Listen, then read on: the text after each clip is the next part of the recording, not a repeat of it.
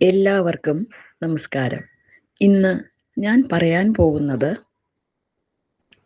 രാവിലെ നമ്മൾ ഉറക്കമുണർന്ന ഉടനെ എന്തു ചെയ്യണം എന്നതിനെക്കുറിച്ചാണ്.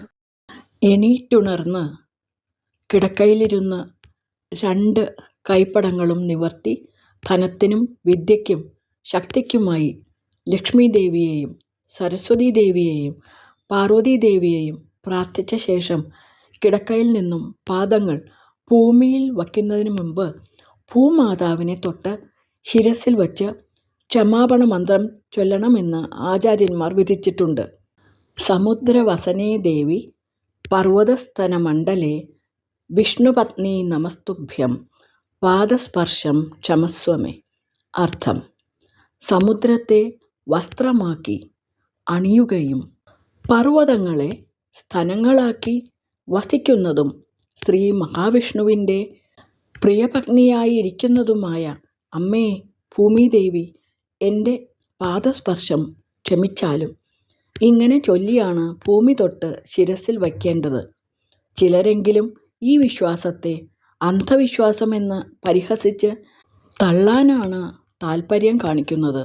എന്നാൽ ഇതിൻ്റെ മഹത്തായ ശാസ്ത്രീയ വശം പരിശോധിക്കാവുന്നതാണ്.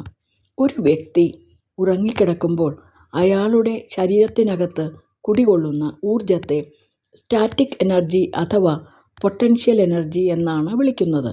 എന്നാൽ എഴുന്നേൽക്കുന്ന സമയത്ത് അത് ഡൈനാമിക് അഥവാ കൈനറ്റിക് എനർജിയായി മാറുന്നു. ഭൂമിയിൽ തൊടുന്നതോടെ ശരീരത്തിലെ മലിനോർജം ആ സ്റ്റാറ്റിക് എനർജി വിസർജിച്ച് ശുദ്ധോർജം ശരീരത്തിൽ നിറയ്ക്കേണ്ടതുണ്ട്. ഉണർന്നെണീക്കുമ്പോൾ കാലാണ് ആദ്യം തറയിൽ തൊടുന്നതെങ്കിൽ ഊർജം കീഴോട്ടൊഴുകി ശരീരബലം കുറയുന്നു. എന്നാൽ കൈയാണാദ്യം തറയിൽ തൊടുന്നതെങ്കിൽ ഊർജമാകട്ടെ മുകളിലേക്ക് വ്യാപിച്ച് കൈയിലൂടെ പുറത്തു പോകുന്നതോടെ ശരീരബലം ഇരട്ടിക്കുന്നു, അതായത് കൂടുന്നു.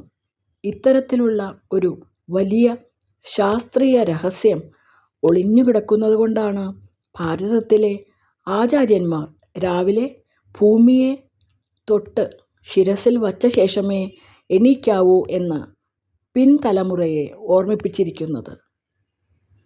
എല്ലാവരും ഇതുപോലെ ചെയ്താൽ അവർക്ക് നന്മയേ വരുള്ളൂ, തീർച്ചയാണ്. നന്ദി.